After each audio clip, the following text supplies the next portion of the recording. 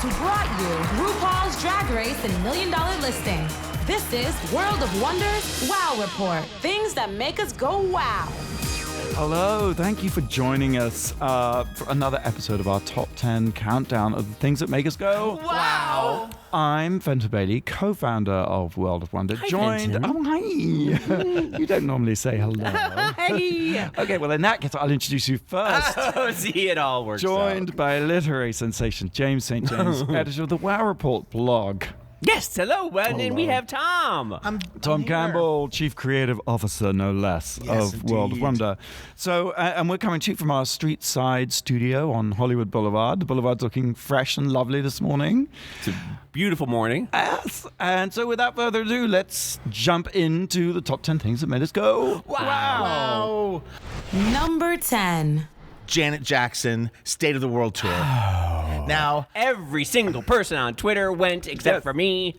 she Kim Jong-un could have taken out all of Hollywood. it was sold out. She delivered beyond my wildest expectations. And let me Yes. tell you where I started. I saw it, you know, first of all, Madonna has said recently, Whitney's gone, Prince is gone, George Michael's gone. Like, she's the only one from the 80s that survived. Correction, with all due respect to Madonna, Janet Jackson is alive and well and slaying in concert. Now, This wait a is minute. surprise. I do want to back up for a second right. because her last concert Right. outing did not do too well, and people were complaining that it was low energy and lackluster Lackluster and is the everything. word. So Yes. she's revamped it and she's come back. Yes, I'll even go further back, like the Velvet Rope tour or something. I got tickets; they weren't great, but I saw her in concert, and I thought, and I loved Janet music. I loved her first 4 albums and 5 albums especially, and love it. It's a soundtrack of our lives, and you kind of forget about Janet. I don't know why, or underestimate her. But then I saw her in concert, and I thought, like, as a concert performer, she kind of disappeared because she's always in a troupe of dancers. Right. It was like Rhythm sort of Nation. circus themed. Yes, But it was like she didn't really pop, and I thought, and a lot of it feels lip synced, which we're all used to now. We all expect that. When we I'm get that glad kind of you warmed dancing. up to that, Yeah, yes. absolutely. So, with the exception of Adele and things of that And nature. Britney. So I went with kind of low expectations, not knowing. I'd bought tickets, before she had the baby. She had put this tour out, and I bought these. Every now and then I'll be in bed with my cats, feeling sorry for myself. I'm like, I need to do important things, so I spend like $1,000 on some stupid concert tickets. Thinking I'm gonna get out of the house. I'm gonna go to Miami and see Madonna. I bought really expensive tickets to Of Janet. course, right? So you were up close. But then she canceled because of the baby, and I got my money back because I was like, screw this. Right. I was so on the edge about how good Janet was going to be. So then when it came back, I just looked a couple weeks ago on Ticketmaster. I got some really good box seats, not too expensive. I get there. It's the audience is gays. It's every single person you've ever met in your entire life. It's African American family. It's like generations of people. Janet reaches out to all of us, and she comes out. She looks so good in this cape. Her hair is snatched up with this huge ponytail. What happened? Because she was looking a little like a not. little chunky for a Yes. while there. Okay. Yeah. I thought she would never recover from the baby. I thought she's 51, and I thought this is it for Janet. She was. I remember when she was married to her husband, and she was always in the long sleeves and Yes. everything for the Muslim She garb. is free from him. Yeah. She is a mother now for the first time, and she's changed. So she does the dancing. She just it's sort of, it's not medleys like short, but she does one hit after another, one hit after another. It's a third of the way through. She hasn't talked much, and all of a sudden they start playing When I Think of You. Doom doom doom doom doom doom doom doom doom doom. And with her big ponytail, using the fan, she goes, "You guys, so many hits." And we're just getting started. And I melted because it was just so confident. And then she said, I recorded this one when I was 19 and you made it #1. And then When I Think of You, and everybody is dancing and singing and having the time of their life. Well, Billy, my husband went. I did not go. I know. Why would you not go? I just like You were nervous The on the aforementioned, I fence. was like, I Yeah. don't need. And he and Tony and Ajit and Andrew, they all ended up dancing with Lisa Ling, who was so excited about it. She tweeted about dancing surrounded by gorgeous gays. Oh, how Right. it's thrilling. You're But married to a gorgeous gay. It's true. Everybody was there. Everybody Yes. was there. It was sold I out. saw Janet Mock was there. I saw everybody. Every Janet was there. If you have any doubt, if she's coming to a city near you, you have to go. Janet Reno. This is a little bonus that we had in LA at the Hollywood Bowl. and it really is incredibly moving. So she ends with Rhythm Nation, and suddenly, she had these. Oh, I heard this. I know what this is. She had, 15 or 20 dancers all show. Now there are like 40 to 50 people on stage doing Rhythm Nation. They're wearing like State of the World merch, and they're in black hoodies, and they're all amazing. And you think like, oh, they must have gotten local, flash dancers or somebody to like join to make it a big deal. And Janet says, you guys, I don't talk much. I'm kind of a quiet person, so bear with me. Listen, let me get through the story. She said, when I was a little girl, my brothers became famous, and they left the house, and I miss them so much because I love my brothers and I love my family. And then she says, at 9 years old, I started performing with my family, so I got to sing with my brothers and sisters, and that was great because I love my family. She was at 19, it was really bittersweet because I started my solo career, and it was amazing. But again, I was separated from my family. And you know who became my family? My dancers. We fought together, we lived together, we vacationed together, we went through lives and deaths and all these kind of up and things. She goes, and behind me are multiple generations of my dancers. Everyone behind her. Oh, so she had a dancing reunion. Oh my God. Hey, girl. Hi. Oh, it's working. He's got a RuPaul book. Wow. For those of you listening, we are have someone visiting us here in the window. Because you can watch this show on Wow Presents. Don't do it. On the Wow Reports. That kills my moment, but there was this incredible moment where Janet, she introduced every dancer. It was like She's 40 ever had, people. yes. And it'd be like, oh my God, from the Janet album, and you choreographed this, and you did that. And in 1989, 1992, 91. it was, how when they introduce the band, it's the worst part of the show, usually. Oh, it's endless, right? But this was and endless. on bass. But it was so Noodly beautiful noodly. because she was so touched. And Janet, who doesn't normally talk, the other thing she did a lot of solo stuff. She sat down on stools. She did like a medley of her slow songs. In the middle, she took off the big ponytail and she put on a big bun. And then she took the bun off and she put on the big ponytail. Anyway, so the dancer thing is just unique to the LA shows. I think they were. Oh, It was local, Right, So it's right. like they all, and some of them, were old, and some of them were chunky, and then they all ended with Rhythm Nation. Oh. It was. I'm not just saying it to hype it. I was so. I could have so not have loved it, and it was so. She delivered on so many levels. Okay, well, that's Janet Jackson's State of the World Tour, Mandalay Bay Saturday night, and on tour through December 17th. So you can head to Vegas. Well, you spoke about Janet at the Hollywood Bowl. Yes. For me, I'm going to speak about Jane at the Hollywood Bowl. You lost a T. Yes, I lost the T, but I'm going to give you the T. Okay, I'm going to spill the T. Number 9. So Jane is a documentary from National Geographic. And actually, this was the first documentary that has ever premiered at the Hollywood Bowl. And it's about Jane Goodall. Love her. Right? Love her. Gorillas in the Mist, Jane. Yeah, well, right. No, that's Diane Fossey. Sorry. Exactly. But related in the sense that Jane's claim to fame is that she did the first ever longitudinal study of chimpanzees in the wild. And huge breakthrough revelation was that until this point in 1960, everyone believed that mankind was the tool animal. That's what separated us from the animals. She was the first that we one to used notice tools. where they And used the she stick to get the ants into the chimps. Yes, and they would use the stick like a lollipop. Yes. Excellent, Jane. I So know that. smart. I know. And they would also take twigs off trees and strip the leaves off to fashion a tool.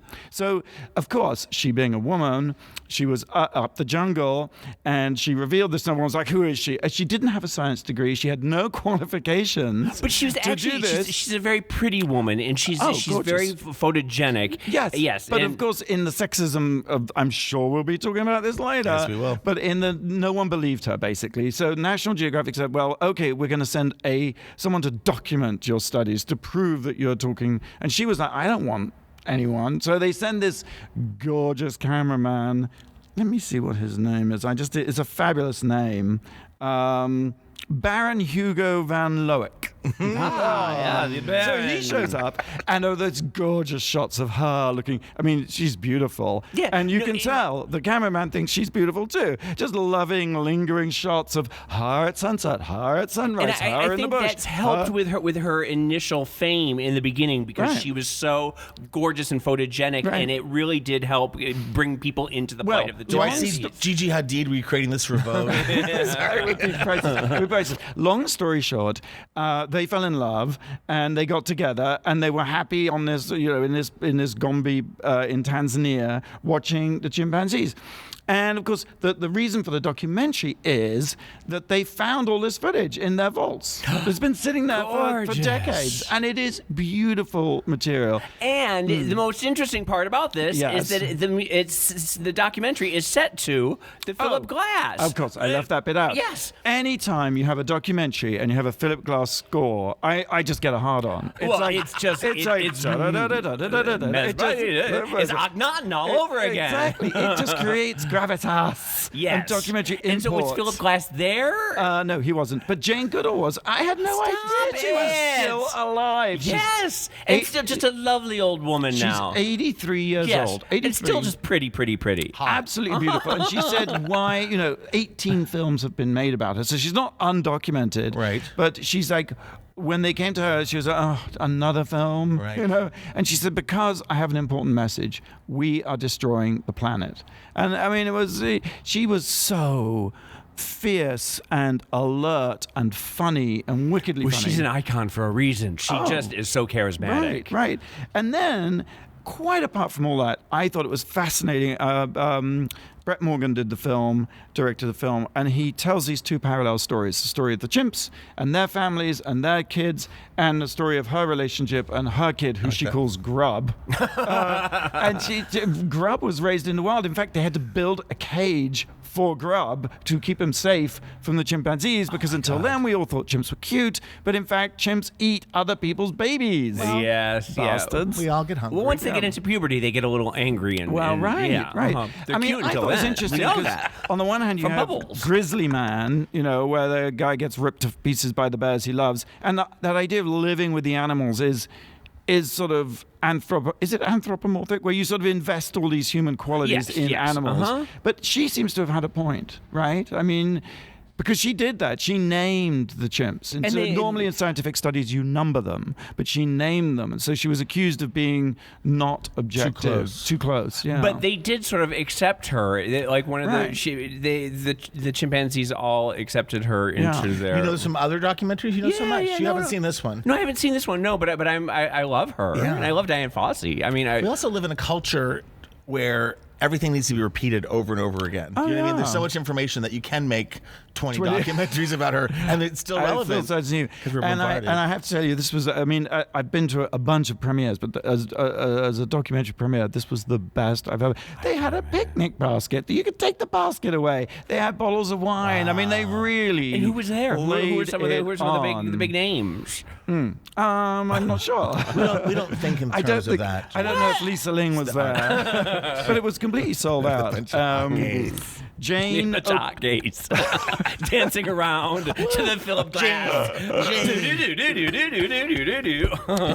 It's a very heartbreaking story, but I won't give it away. Jane opens in theaters October 20th. Check your local listing. So that brings us then, James. What have you got for us at number 8? Number 8. What do I have for you at number 8? Oh my God. Blade Runner 2049. Fenton, I can't believe you haven't seen this yet. I want to see it. It's the best movie ever made. It is absolutely fantastic. Because I don't want to see it. Really? So tell me why I should. Did you see the original? No. What? How have you not seen the original? It is the film. It is ground zero for fashion, for the 80s, modernity, for everything, I've for seen clips. Modernity. Yes, for anyway. Talk me into it. I want to know. It is hauntingly beautiful. It's gorgeous to look at. It's absolutely fabulous. And I'm not just talking about Ryan Gosling's eyes, because Ryan Gosling is a cipher. We were talking about this before. Right. How he is. You can put anything on him, and he doesn't really give you a lot, but he's magnetic. You just can't take your eyes off of him. This is. You have a reason to go. I don't know. No, it is. It's 3 hours though. I will say, and you feel every damn minute of it, because there's a lot to chew on. It is a bit of a slog. It's meaty in the way that the first one is too. Right. It's all Joseph Campbell archetypes and myths. This is a Pinocchio story where Ryan Gosling wants to be a real boy and he's looking for his Geppetto. There's this sort of Prokiev's Peter and the Wolf is a leitmotif going through it, and I was trying to figure out what is going on. Someone is being an attention shifter here. Dear God in heaven. 7. Can I get through one thing without everybody trying to pull attention? Fenton has literally spilled his tea. Spilled the tea. His tea. He threw it in the air. I saw him when I started getting too carried away. He just needed to get a little attention. All he needed to do was pass the kitchen towel. Now we've already gone through my allotted 4 minutes. The time's up, James. I yield my time. This is some good radio. Let me tell you that right now. If you're driving, God bless you very much. Third-degree burn on my thigh. Here we go. Poor Fenton. So Ryan Gosling's a cipher. That's where I lost you. Oh, that was a while ago. It was. I was about to go into the deeper meanings of all of these things. Hero of Thousand Faces. Hero of a Thousand Faces. It's a Pinocchio story. He's looking for Geppetto. There's also I'm with you. Keep going. There's like this song that keeps going through, and it's Peter and the Wolf. Even better the second and I keep time. trying to figure out what Peter and the Wolf means. What the deeper meaning of Peter and the Wolf is. And if you think about Peter and the Wolf, it's about a dark doppelganger. The wolf is and Peter is the wolf. And I was reading about it, and they were saying that the various animals represent various parts of his psyche. And there's a subplot in this with a wooden horse. And apparently horses always mean that you're looking for a father figure. It's a little girl. If a little girl has a horse, it's always a father figure thing. And he's looking for a father figure throughout all of this, blah, blah, blah, blah, blah. This movie I wanted to talk to you about it because, in the first one, there's all those marvelous set design elements. There's the Ennis house and the Bradbury building. Right. There's none of that in this really? because it's all just CGI, minimalist landscapes and everything. Right. And the first one had that shock. There's this, in 1981, you were shocked by the dystopian landscape of Los Angeles where it's always raining. There's all these Japanese signs and everything like that, and it's that first time that we ever saw the dismal mix of high-tech and corrosion in the future. Who said that? The Vulture said that. And they were talking about how it was one of the first times where the future wasn't a place that we necessarily wanted to go to. Right. From the 50s on, we were always thought the Jetsons and everything like that. Yes. And this was the Blade Runner in 1980 was a milestone when we realized that the future was going to just be suck. It was going to be terrible. Yes. And this takes that to another level. And there is a lot of it's bigger. It's a bigger movie than the first one, and there's a lot. Like I said, there's a lot to chew on. I didn't realize Ridley Scott didn't direct it. I had thought all along he was directing. No, he had some input. He was a producer, and this new guy, I can't remember his name. I can't remember his name either. But he did a good job, right? Yeah, he did. It's fascinating. There's no great fashion moments like in the first one where there's the new wave, Daryl Hannah in the 40s, Sean Young. Right. So there's some elements that are missing, but it's a fascinating story. And like I said, just this whole there's a twist at the end that you sort of see coming a mile away. But Harrison Ford and Ryan Gosling are really good together, and there's all these replicants and who's a replicant and who really isn't a replicant. Why would it wasn't that successful at the box office? Well, that's okay. a bomb. Why do you think? Well, here's the thing. Because the first one was not a success. It is one of the great masterpieces of our time, but it only made something like $30 million it was a when disaster, it came out. right? It was, and it's gathered, over the years. Right. It's gotten gravitas and things of that and nature. everything. But I don't know why anyone would think that if you pour $200 million into a cult film from 35 years ago that didn't make any money, that you're going to make $1 billion because it just. But don't you think its legendary accumulation would drive people to the theaters? I mean, that's what I thought. I thought surely after 25, 30 years, however long it's been, of singing the praises of this movie, people would be gagging to see the scene. No, but the thing is the audience is filled with 55-year-old ex-nerds, and there's no people like us. Right. There's no young kids. There were no teenagers Money there. is money. There were no girls there, Right. and even with Ryan Gosling, who can't open a movie to save his life, he's very good in everything he does. He's very, very good, and he chooses really great movies, but he's not the opener. It was like Emma Stone who opened La La Land. Okay, Ryan, that was James St. James saying that. If you want to call me and talk about it, I'm here. Anyway, so the movie is not going to be a success, but it's worth seeing, and it maybe will build like the first one did. I cannot wait. Yeah. Blade Runner 2049 is in theaters nationwide. Okay, so we got to take a quick break. And have I got a question for you? Blade Runner Oh, darn. is based on Philip K. Dick's Do Androids Dream of Electric Sheep? Because that was going to be the question, but that's too easy, right? Yeah, Everyone knows that. So what... How many other movies have been based on Do Androids Based on Electric Sheep? No, but that's a good question. You can answer that after the break. But the question I wanted to ask you is, the title for the movie did actually come from another book. What was it? Well... Hold that thought. We'll be right back. You're listening to the Wow Report on Radio Andy, Sirius XM. You're listening to World of Wonders Wow Report. Welcome back to the Wow Report, our countdown of the top 10 things that make us go Wow. I'm Fenton Bailey, co-founder of World of Wonder. I'm here with Tom Campbell, our Chief Creative Officer. Hello, hello, hello. James St. James, editor of the Wow Report blog. Darling. And, of course, Blake Jacobs, Hi, everyone. millennial producer extraordinaire. Yes. Okay, so the question before the break was, because we were talking about Blade Runner, Yeah. and that, of course, came from Do Androids Dream of Electric Sheep, Philip K. Dick. So what was the movie, what book was the movie Blade Runner named after? Well, I know this, so I'm going to give you... I know nothing about Blade Runner. It's an easy question. There's a clue. It's from 1984. From a book.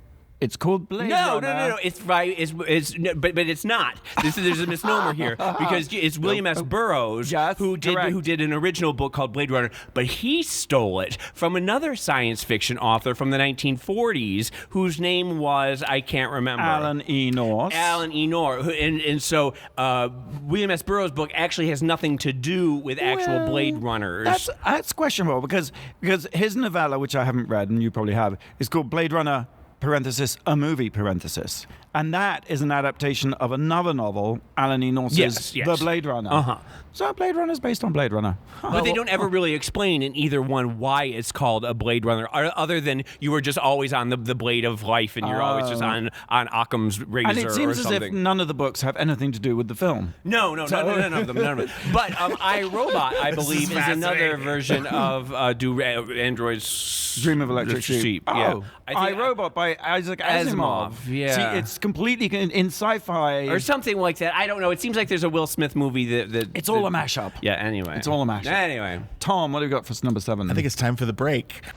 Number 7. I want to talk about the documentary Spielberg that's on HBO right now. Been in the works for years. Yes, and there's a theme to my topics this week because, and we're going to talk They're about all 80s. the Harvey Weinstein of it all later. But I am living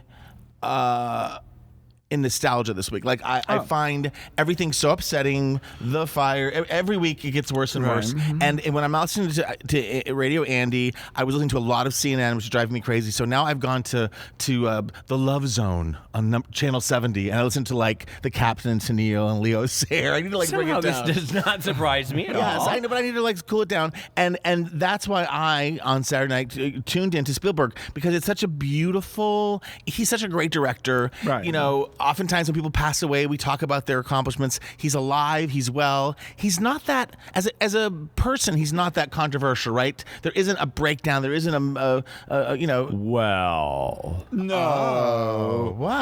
Well, the first marriage to Amy Adams, and then didn't Kate Capshaw come in and steal him? Not Amy Adams. Amy Irving. Yes.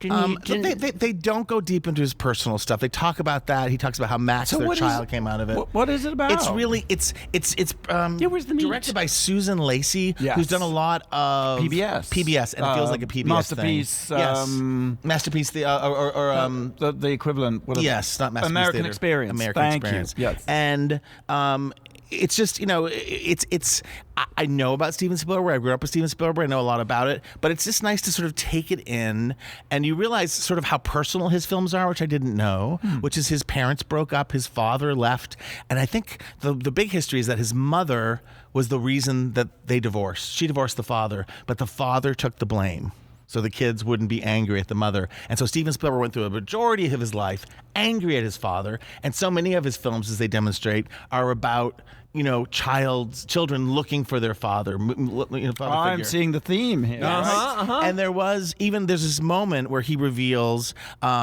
when his father, at one point in the divorce or when they were breaking up, he just started to blubber in front of the family, just broke down and cried, the father. And Steven Spielberg said, "You're weak, stop it, you're weak." He attacked his father, like, "Stop it, stop it, stop it." And then they cut to a scene from Close Encounters of the Third Kind where Richard Dreyfuss is having a meltdown and the child comes to the door and he's like, "Stop it, you're weak, you're weak." So these films that we think of, these fantasies, and Steven Spielberg is cotton candy, are kind of these deeply felt moments.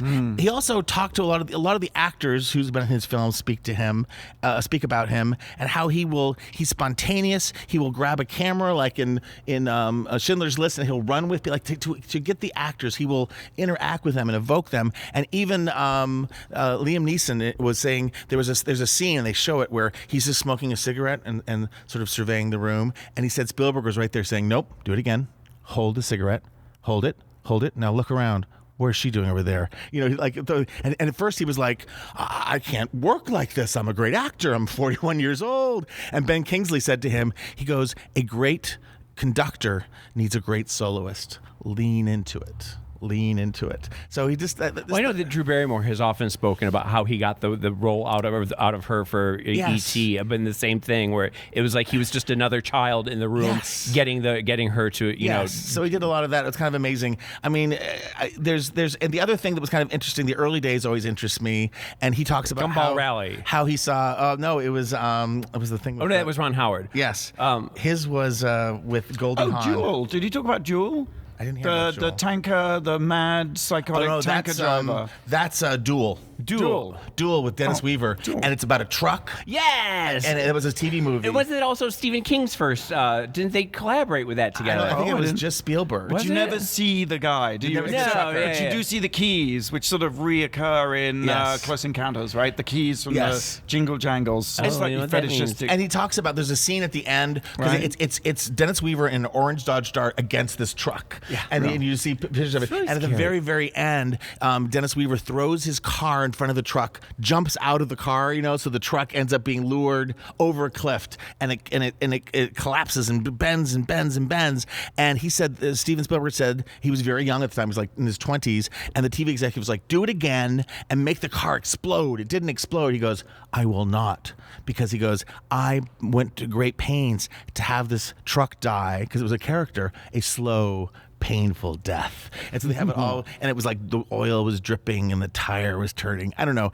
It was an insight into his mind. It isn't the most like explosive, like I didn't know that or it's crazy. But he's a really amazing man. He also hung in a pack. Spielberg, Scorsese, George Lucas. They were all Brian De Palma. They were all the new filmmakers in the late 60s, early 70s. Right. They never thought they'd make it. They never thought they'd make a living. Spielberg was always a little more precocious than they were and a little more Hollywood, but they would help each other. And Spielberg picked up a camera and helped Brian De Palma shoot the shootout scene in Scarface. It's just like there's just a lot of rich Hollywood lore and information. And in this time, and looking back at E.T. and his later films as well, but it just gives you that warm feeling when the world's falling apart. I've been thinking all week about AI, which is one of his great underrated films, and it's another one of those. It's a futuristic Pinocchio wasn't he story. Finishing someone else's film, Kubrick's film. Was he? I think it was a Kubrick initiated, and it was the thing that obsessed Kubrick all his life, and I think it had been partially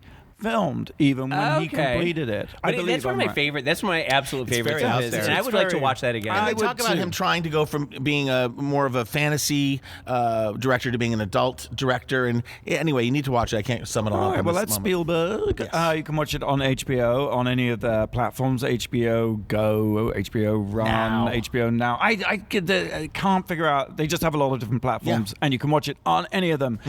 James. Number six. I have another documentary that I wanted to share with you guys. I watched the Marsha P. Johnson, The Death and Life of Marsha P. Johnson, which was absolutely fascinating. Oh, you saw it. You both have seen it. Wait. For once, we've all seen something? Oh, my God, this is the first. This is I'm not allowed to speak. So. No. Marsha P. Johnson was a trans woman who allegedly threw the first brick at Stonewall and started the gay revolution along with Sylvia Rivera, one of her great friends. 1969. Most of her life was spent homeless on the Chelsea piers, but she was beloved by the LGBTQ community. She was mother to the kids on the things. This is an exploration. It's not so much. This is more the death than the life of Marsha P. Johnson. And we are trying to figure out what happened to her. Her body washed up in the Hudson River in 1992. And July 5th. July 5th, 1990. Yeah, the day after July 4th.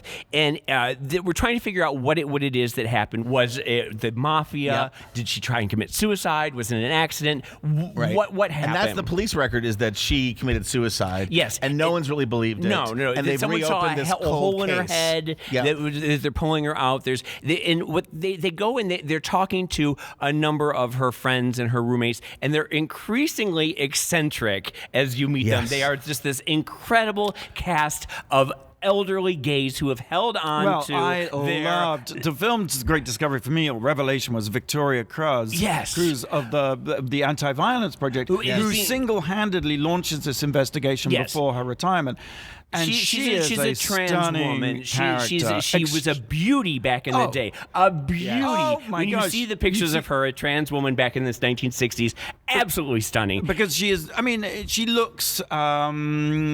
she has a very dramatic look, right? And she's on a large side. I mean, you get to see her and know her in the film, and then you see they reveal the pictures, and you're like, she was. Yeah. Oh my God! You get the feeling that she works for the Anti-Violence League, and you get the feeling that she herself has been through a traumatic. She has an eye that she has an eye, and she talks a little bit about some being beaten by some bunch of people at her work, blah blah blah, and stuff like that. So she has a really interesting story. The Marsha P. Johnson's roommate, who was trying to get the mafia out of the gay pride parade, and that might be the reason why the mafia was trying to retaliate against him. He has a moment in the documentary where he sort of takes on the thought, which he never had. No, and he just realized responsible for Marsha's death. Yeah, and then there's also this sort of these trans people who are living in upstate New York, and they're all just incredibly eccentric and incredibly fabulous to watch. It's a cast of characters. I love I can't recall her name, but the eyebrows that go down, the downward sloping eyebrows that are just absolutely fantastic. There's a great scene in it that I've seen on YouTube many times with Sylvia Rivera, who is her best friend. And the revelation of this documentary for me was the Sylvia Rivera in that footage. Okay, because it's 1972. It's just 3 years after Stonewall, and there's a gay pride rally in Washington Square Park, Sylvia gets on stage to talk, and the crowd boos her because she is a drag queen. And drag queens at that time, as the gay pride was starting, they were marginalized. And she gets up there and she says, "You bourgeois, middle class, white boys, I started this damn revolution. How dare you boo me? How dare you?" It was heartbreaking. She is furious. But it was also the breaking of her, in a sense. I mean, she reemerged, but she went into a kind of exile, into a kind of retirement. Did. I mean, but a heartbreaking moment. It is a heartbreaking moment, and it makes you realize just, Marsha P. Johnson, should have been set up for life after this. Yeah. We should have and we don't take care of our icons, and they do spend their lives marginalized, and it only is until 20 years after her death that Marsha is getting the acclaim but that also, she really should have. There's that moment in the film where Sylvia, now who's went homeless, who was an alcoholic, who lived the life, you see her homeless on the west, living on the West Side Highway. So any gay person that goes to the High Line needs to see this documentary to know whence we came. But she's at a gay pride festival, like in Berlin or something, an international international one. And she speaks again, and this time she is lauded. And she sort of says, and she's a tough broad, right? Little skinny lips. And she's like, I didn't know I had so many children. And that just made me bawl. And we are all their children. And when you think of Drag Race and everything like that, and how far we've come, but to be a drag queen was to be rocks thrown at you and to be booed by the gays that you saved. It's maddening. And to be trans too. And I think it surely the film is so relevant because still to this day being trans is still, there are so many trans murders. Well, we're not out of the woods on this particular issue. In fact, a lot of the documentary deals with it sort of has like a concurrent plot line of the Isla Nettles who was murdered a few years ago. And we also learned about the woman who was making the documentary. And it shows that like the more we change, la plus change. The more things change. Yes. And then we have to wrap up. And I think we also have to just say that it's still emerging information, but there is a trans woman who supposedly Raina Gossett is claiming that her work and her idea was stolen. I mean, it's interesting. David France, who I know and respect, has responded in a very considered, non-reactive, open-handed way. And I do think, the sort of controversy raging around the film itself, I feel speaks to the ongoing problem of acceptance we have within our own community. Well, I do think, I think that I want everybody to go online and find out and make up their own mind about the controversy around the film. Right. But I do think that Marsha P. Johnson is an important enough figure that there can be 20 films and there could be, there's 18 about Jane Goodall. Exactly. There's enough room on the stage for another documentary about Marsha P. Johnson. So you can stream that on Netflix. Number 5. So, totally different. Well, actually, I wonder if it is. I went last night. I was lucky enough to be invited to the world premiere of Thor Ragnarok. Wait a minute. Oh my fucking How is that God? Wait, first of all, not very different. No, first of all, I just want to say Thor Ragnarok is not his name. Ragnarok is not his last name. No, it's Thor. There's a colon. Jesus. It's Thor. That's a joke. Excuse me. That's my joke. Oh. What? You were angry when you said it, so we took you very seriously. No, forget it. No, we're laughing. Thor, we can edit that. Ragnarok. I thought his name was Thor Ragnarok, is what I'm saying. I was like, Mr. Ragnarok? I didn't know. Mr. Ragnarok, if you're nasty. The Ragnarok piece is sorry. I can't go on. I know. I stopped everything. Completely stopped it. It's okay. I spilled my tea. The Ragnarok thing is something of a red herring in terms of the plot is always of an action movie. I think the plot is ancillary or secondary. You don't have to understand especially it to enjoy with a superhero movie. But here's the thing. Taika Waititi has directed a superhero action movie that is an amazing superhero action movie at the same time as being a complete parody, piss take, and satire of an action movie. Oh, fun. Yeah, it's filled with paradoxes, which he brilliantly pulls off. It is on one hand the straightest sort of guy thing. I mean, boys are going to love this. It's made for straight boys. But on the other hand, it is the gayest thing I have ever seen Chris in my Hemsworth freaking will play life. to the gay very easily. He's very happy with that. Taika's not gay, but he's very gay-friendly, and he's an amazing director. And Taika is also in the film. I mean, to me, he's the great revelation of the song. Wait, Taika he directs it. Taika Waititi. He is. I thought you were talking about Kylie Kardashian's boyfriend. No, you're thinking of the Raganoks again. The Raganoks in Boston? Keeping up with the Raganoks. Taika plays the character. He actually steals the film. He plays this character called Korg, who's made out of rocks. One of the Marvel characters. Yes, because one is. And he is so funny. He completely steals. He's like that Rocky Raccoon in Guardians of the Galaxy. Rocky Raccoon is a club kid. Well, the Rocky Raccoon character in Guardians of the Galaxy. Good Lord. I'm sorry. No, there is a club kid named Rocky Raccoon. I'm sure there's a club kid named Thor Ragnarok.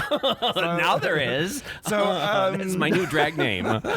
Yeah. Thor G. Ragnarok. So, and there's a great, good God, Kate Winslet camping it up in the most amazing antler headgear as the goddess of death. Fantastic. And that's the other amazing thing. It's an incredibly action-packed film, but not really that gory. Good. You know, it's like incredibly violent, but not really visceral or yucky. I mean, I'd take my kid to see this, no question about it. I've heard that it is the best Marvel movie they've ever made. It is the best action movie. And it is the best superhero movie. Jeff Goldblum also. Oh my God. He plays the Grandmaster, who's like a kind of Vegas kind of, like the guy in The Hunger Games. It's Snow. That kind of character. Not Snow, no, the host, the TV host. Oh, right, yeah.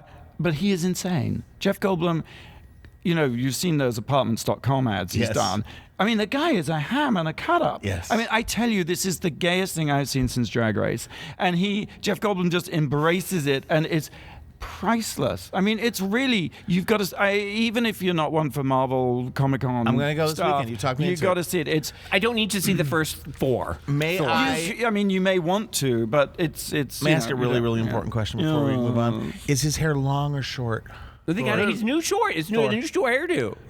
It's long. What? And then it gets a haircut. It's a great moment. Speaking of a gay moment. Stan Lee has, Stan Lee always has a little sort of Hitchcockian moment in his films. Hairdresser? He's a hairdresser, and he's like, hold still, my hands aren't as steady as they used to be. And then he sort of unveils this amazing pair of scissors, which is like Edward's. I mean, it is the campest. It's a tour de force, it's a tour de farce, and it's a tour de arse. Okay. Something for everyone. Well, but they have been, one of the taglines is Thor gets a haircut. You know, like Garbo laughs. I didn't know. Thor gets a haircut. I didn't know. So that's Thor Ragnarok. Opens November 2nd nationwide. Okay, so here's our question. Okay, because we got to take a quick break. Yep. In the comics, the original Marvel comics, the Grandmaster, played by Jeff Goldblum, has blue skin. Taika didn't give him blue skin because he felt Goldblum was a good enough actor not to need it. Correct call. Because also, though, Goldblum had already played a blue-colored character in which movie? So it's, what movie has Jeff Goldblum been a blue-colored character in?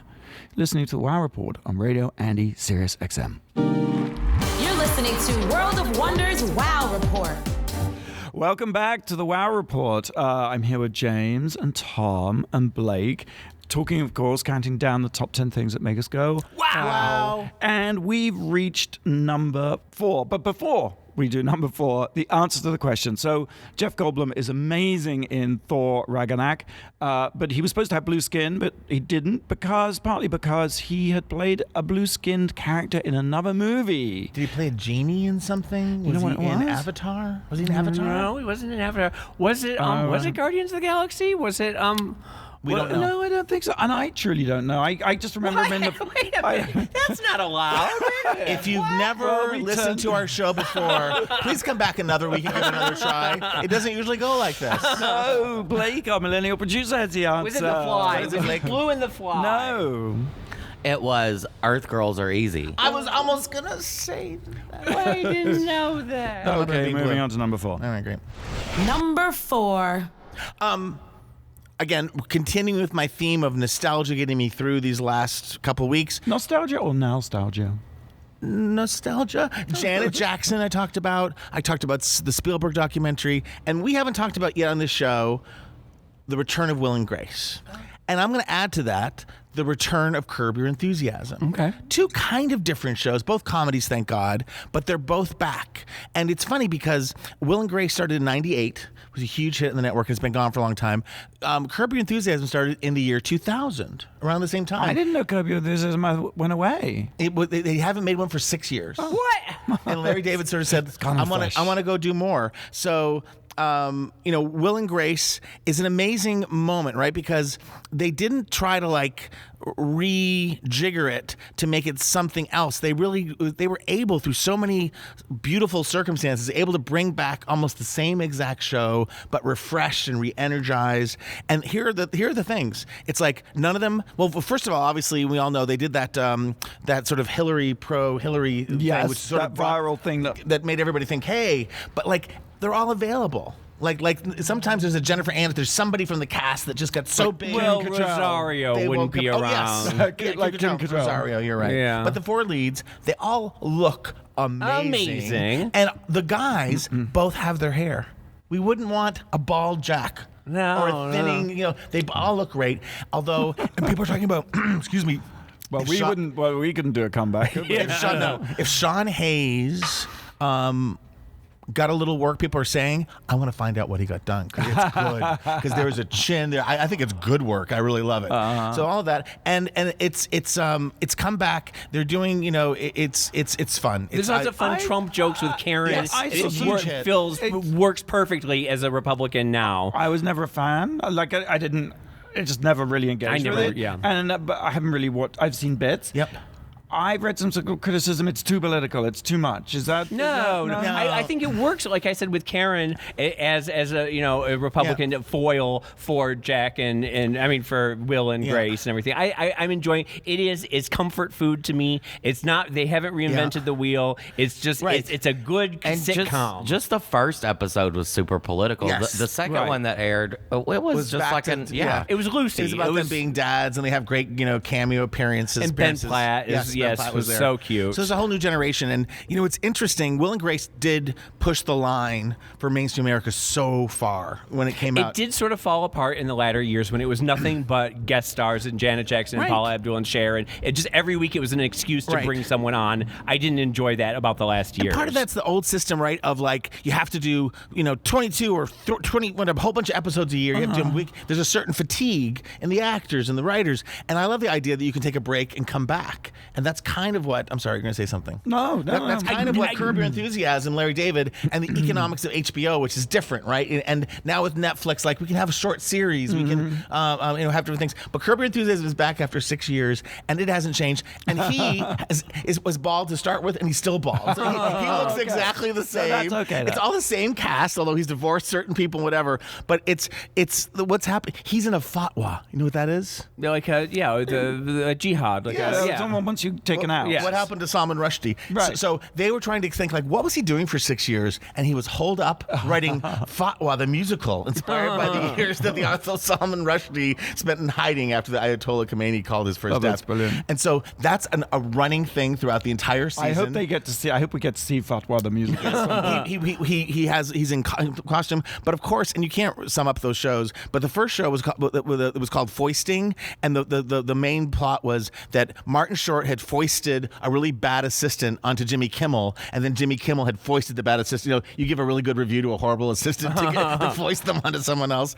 And then the other one, which I can't even begin to explain, but it was about it's called the Pickle Gambit, and it was based around the idea. This is so Larry David, that whenever a pickle jar can't be opened, everybody stops whatever they're doing to like try and help it and grab it from people, and it leads to all kinds of craziness. But I do want to say that I love the idea of Will and Grace and Curb Your Enthusiasm being back, and I like some of these shows coming back. I don't want. I've read a list of all the shows that are being brought back by the networks and everything like that, and I don't want it to become like just like that. There's no new original ideas in Hollywood, and all we do is bring back '90s shows. I get it. That happens in movies, and I'm also like, well, nostalgia isn't good enough right now. It is in these two cases. It's working. It is comfort food that we need in these times. And TV will always eat itself up and destroy the idea. But for right now, I'm so happy that Will and Grace and Curb Your Enthusiasm are giving me new episodes. And American Idol, yay! Right. I don't know about that. That is too soon. That one is too soon for me. Watch Will and Grace Thursdays, 9 p.m. on NBC, and Curb Your Enthusiasm Sundays, 10 p.m. on HBO, or any of that multiplicity of confusingly named platforms. Number 3, James. Number 3. I went to go see Victoria and Abdul, which I am quite sure that none of you have seen. Absolutely and none of you want to go see, and nobody in the audience has seen Victoria Beckham and Abdul Kareem Jabbar. Yes. Dame Judi Dench. Dame Judi Drops Dench. it out again. I do want. How many times has she played Queen Victoria? No, she's only played it once. She's played Queen Elizabeth twice. Oh, of course, I think she's the royal. Yeah, she does, but she does quite a good. I mean, she's amazing as the Queen. I do want to say that this is Queen Victoria and her manservant Abdul. I do want to say that this is Hot Men's of the Week, where Ali Fazil, who plays the dazzling, handsome, life-affirming Indian servant who sort of changes her life. He's absolutely stunning. He's just wonderful. I'm absolutely in love. I want him to get every single role ever from now until the end of time. It's the story of Queen Victoria. It's the end of her life. She's sort of sleepwalking through the last years of her reign. She's bored and irritable and probably very profoundly lonely. And her children are a great disappointment to her. Bertie, who is going to be King Edward VII, who's played by Eddie Izzard, really fantastic. He's lazy and fat and rude and nasty. She hates life is basically what is happening. And she is gifted with these 2 Indian servants from India who come over to present a coin to her.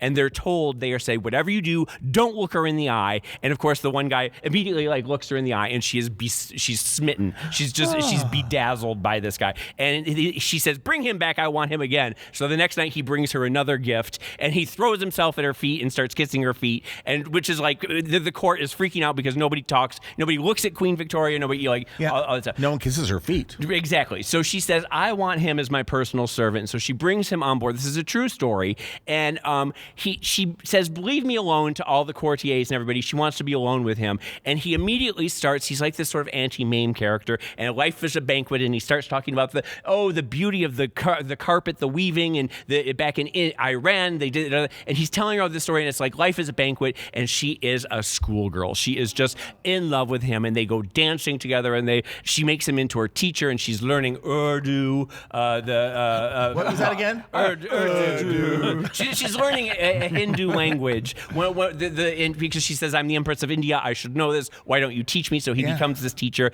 And they have this great, beautiful, beautiful relationship, much to the dismay of the court who hates him. Right. And Bertie is doing everything he can to try and get him back to India, to get him away from his mother's influence. And then, spoiler alert. Yeah, go on. She dies. And he becomes King Edward, and he does everything he can to erase all memory of this guy. And he sort of is sent back to India packing. And it wasn't until 2010 that the diaries have come to light that we realize of the story of this relationship and the beautiful thing. And you actually see some pictures at the end of the real Victoria with the real Abdul. And he's not quite the dazzling looker that Ali Fazil is, but he's... But who cares? Who right? cares? It's fascinating. It's a good movie. It's a feel-good movie. It's currently playing in theaters. Check your local listings. And Ali Fazil, my God. Number 2. Well, this feels like my number 2 feels a bit like you should be doing this. But I just read a story in the LA Times last week.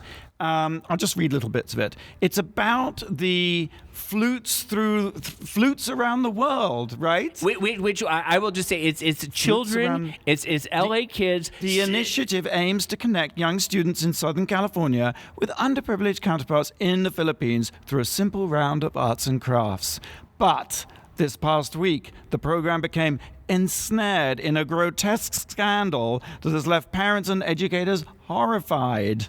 Parents are panicked, and school officials are struggling to determine how many students may have come in contact with the instruments. I guess now we have to reveal what it is. Bury the lead, yeah.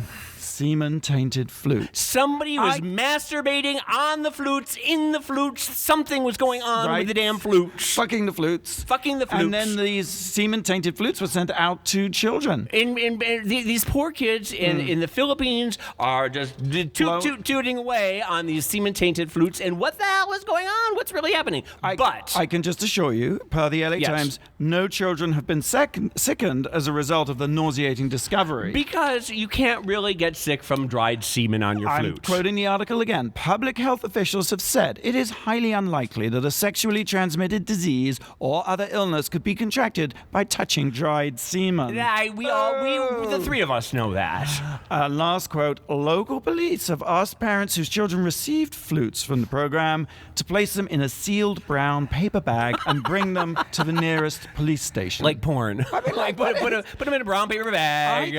Send them to me. I will lick the damn flute. Why does this story make me sick to my stomach? We've tackled some really interesting topics here. This one really, I don't know. There's something about... The piece was written by James Quealy, the LA Times, and I was like, I just banged off an email. I was like, this is the most extraordinary story. Do you know any more? And he very promptly replied saying he doesn't know any more.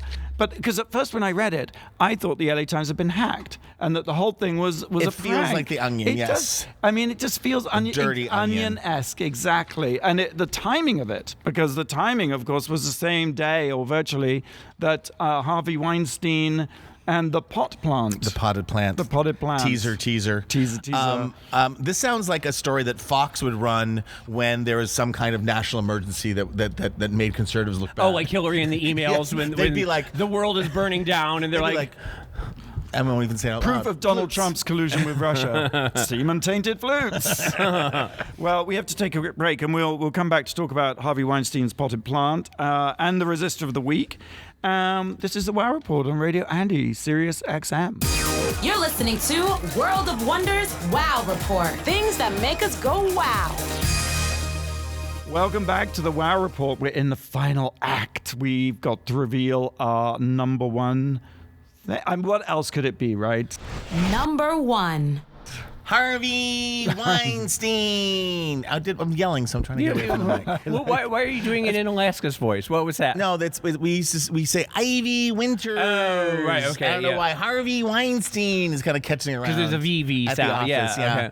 Okay. Oh my God, it's not funny. It's an avalanche of stories every single day that just keeps getting more and more upsetting. And I'll just say, I want to top line just by saying, I've got to think this is ultimately, with all the pain and everything, it's for the good. It is ripping the sheets, forgive me, off of behavior that it was like when Anita Hill and Clarence Thomas, which didn't turn out that great, but it's a new time, and it's like, it's a liberal person, and like, let's rip off the covers, let's look at this, let's make things better. And it feels part of a series, right? Because we had Bill Cosby, and then we had Roger Ailes, and so it feels like the dice are falling. What is the expression? That it's happening more and more in culture, and that it's something that we should be addressing. But the problem with it is that you want it to move the needle, you want it to start a discussion, and yet the Republican right is using this to thud us over the head with the oh, this is horrible, how dare you, when they are the ones who have not been addressing the fact that Donald Trump is a sexual, and they're saying, well, why hasn't Hillary said anything? Why hasn't Obama said anything? And they're using it as a cudgel to beat us with